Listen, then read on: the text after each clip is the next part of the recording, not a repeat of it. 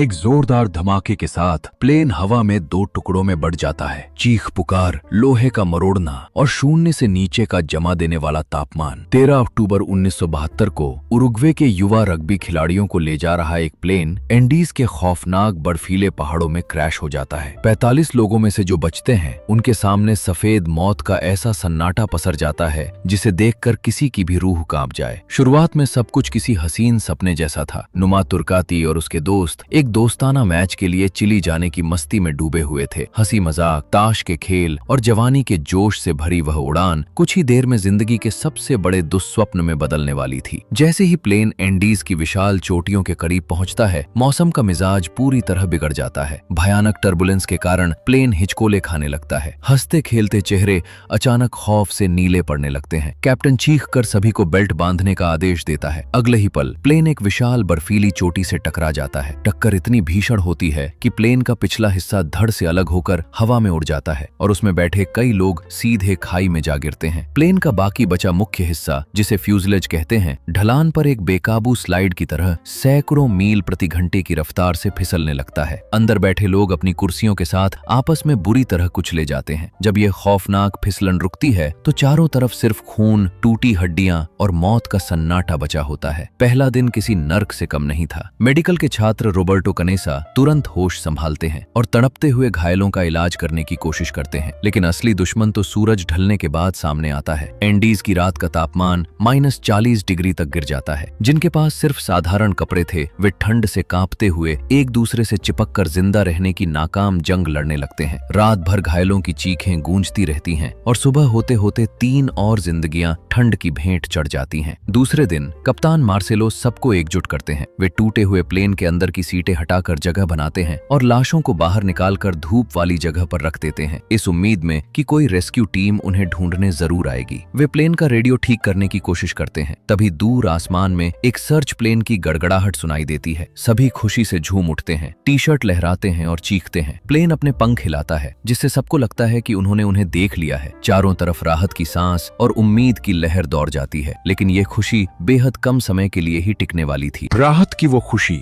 जल्द ही एक भयानक मुगालते में बदल जाती है। वे पूरा दिन इंतजार करते हैं, लेकिन कोई रेस्क्यू हेलीकॉप्टर या टीम उनके पास नहीं पहुंचती। जैसे जैसे दिन बीतते हैं, भूख का खौफनाक राक्षस उनके सामने खड़ा होने लगता है। उनके पास खाने के नाम पर सिर्फ कुछ चॉकलेट के टुकड़े और जैम के डिब्बे थे, जो 27 लोगों के लिए बेहद नाकाफी थे। छठे दिन तक आते आते भोजन का आखिरी तिनका भी खत्म हो जाता है। भूख से तड़पते और हड्डियों के ढांचे में तब्दील होते इन नवयुवकों के पास अब जिंदा रहने का कोई रास्ता नहीं बचता। शरीर की नस नस जवाब दे रही थी और पेशाब का रंग काला पड़ चुका था। इसी दौरान नैंडो पराडो, जो एक्सीडेंट में अपनी मां को खो चुके थे और सिर की गंभीर चोट से जागे थे, एक ऐसा खौफनाक विचार रखते हैं जिसे सुनकर हर किसी की रूह कांप जाती है। वे कहते हैं कि जिंदा रहने के लिए उन्हें बर्फ में जमी अपने ही मृत साथियों की लाशों को खाना होगा। शुरुआत में यह विचार सबको एक घिनौना और अक्षम्य अपराध लगता है। उग्र बहसें शुरू हो जाती हैं। धार्मिक आस्था, नैतिकता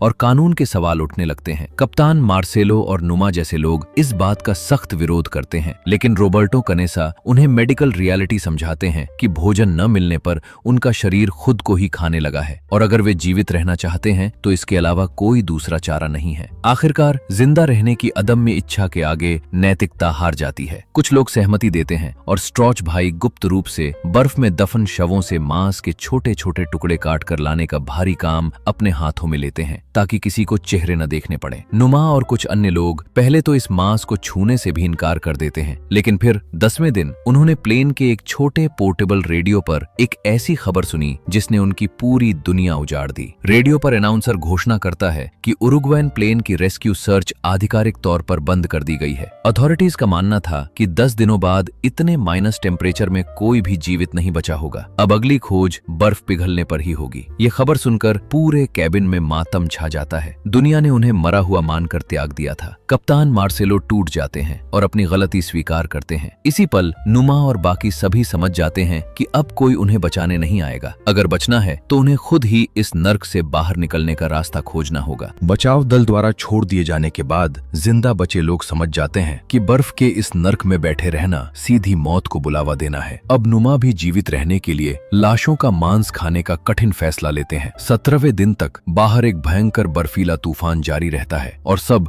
मजबूरी में प्लेन के कैबिन के भीतर दुबके रहते हैं, जहां वे एक दूसरे का हौसला बढ़ाने के लिए शायरी और कविताएं सुना रहे होते हैं। लेकिन कुदरत का अगला कहर इससे भी ज्यादा खौफनाक था। आधी रात को जब सब गहरी नींद में थे, तभी एक जोरदार गड़गड़ाहट के साथ पहाड़ से बर्फ का एक विशाल तूफान यानी एवलांच सीधे प्लेन के केबिन पर आकर गिरता है। बर्फ की भारी परत केबिन का दरवाजा तोड़कर अंदर घुस जाती है और पलक झपकते ही सभी लोग जिंदा दफन हो जाते हैं। चारों तरफ दम घुटने वाला अंधेरा और जमा देने वाली बर्फ होती है। नुमा और रोबर्टो किसी तरह बर्फ से बाहर अपना सिर निकालते हैं और पागलों की तरह अपने दोस्तों को खोद कर निकालने लगते हैं। केबिन के अंदर चीख पुकार मच जाती है, लेकिन जब तक वे सबको बाहर निकालते हैं, 8 लोग बर्फ के नीचे दम घुटने से अपनी जान गंवा चुके होते हैं, जिनमें उनके कप्तान मार्सेलो भी शामिल थे। अब स्थिति और भी भयावह हो चुकी थी। बाहर इतना तेज तूफान था कि वे केबिन से बाहर नहीं निकल सकते थे और अंदर 8 लाशें और 19 जीवित लोग एक ही तंग बर्फ से भरे कमरे में कैद थे। वे लगातार 3 दिनों तक उसी बर्फ के मलबे के नीचे दफन रहे। जब भूख से तड़प बर्दाश्त से बाहर हो गई तो उन्हें जिंदा रहने के लिए उन्हीं दोस्तों के शरीरों को काटना पड़ा जो कुछ ही घंटों पहले उनके साथ सो रहे थे। 4 दिनों के नर्क जैसे अंधेरे के बाद नुमा हिम्मत जुटाते हैं और प्लेन की कांच की खिड़की को तोड़कर बाहर का रास्ता बनाते हैं। बाहर निकलते ही महीनों बाद उन्हें सूरज की हल्की सी रोशनी और खुली हवा महसूस होती है। हालांकि 8 और साथियों की मौत ने उनके मनोबल को पूरी तरह तोड़ दिया था, लेकिन जीवित बचे 16 लोगों की नजरें अब सिर्फ पश्चिमी दिशा में खड़ी उस विशाल बर्फीली दीवार पर थीं। उन्हें पता था कि चिली तक पहुंचने के लिए उन्हें इस जानलेवा पहाड़ को पार करना ही होगा। 34 दिन बीत चुके थे और बर्फ का पिघलना शुरू हो चुका था, लेकिन इसके साथ ही जिंदा बचे लोगों की बची कुची शारीरिक ताकत भी खत्म हो रही थी। गंभीर बीमारियों और संक्रमण के कारण एक एक करके और साथी दम तोड़ने लगे। अब डॉक्टरों की भूमिका निभा रहे रोबर्टो और गुस्तावो समझ चुके थे कि अगर जल्द ही कुछ नहीं किया गया तो कोई भी जीवित नहीं बचेगा। नैंडो पराडो और रोबर्टो कनेसा ने पहाड़ पार करने का फैसला किया, लेकिन इससे पहले उन्होंने और नुमा ने पूर्व की ओर एक अभियान चलाया, जहां उन्हें चमत्कारिक रूप से प्लेन का कटा हुआ पिछला हिस्सा यानी टेल सेक्शन मिल गया। वहां उन्हें सूटकेस, सिगरेट, चॉकलेट और सबसे महत्वपूर्ण रेडियो की भारी बैटरियां मिली। वे खुशी से झूम उठे कि शायद अब वे रेडियो चालू करके दुनिया से संपर्क साध सकेंगे, पर कुदरत को कुछ और ही मंजूर था। रोई और रोबर्टो ने घंटों मेहनत की, लेकिन रेडियो की भारी बैटरियों को मुख्य केबिन तक लाना असंभव था और टेल सेक्शन में रेडियो चालू नहीं हो सका। इस नाकामी ने सबको तोड़कर रख दिया। इसी दौरान दल के सबसे मजबूत स्तंभ माने जाने वाले नुमा तुर्काती के पैर का घाव इन्फेक्शन के कारण बहुत बिगड़ गया। 60वें दिन के करीब नुमा ने बिस्तर पकड़ लिया। अपनी ढलती सांसों के बीच उन्होंने नैंडो के हाथ में एक छोटा सा कागज थमाया, जिस पर लिखा था, दोस्तों के लिए जान देने से बड़ा कोई प्यार नहीं है। 11 दिसंबर 1972 को नुमा की शांति से नींद में ही मौत हो गई। नुमा की मौत ने नैंडो के अंदर बची कुची हिचकिचाहट को भी खत्म कर दिया। अब रुकने का मतलब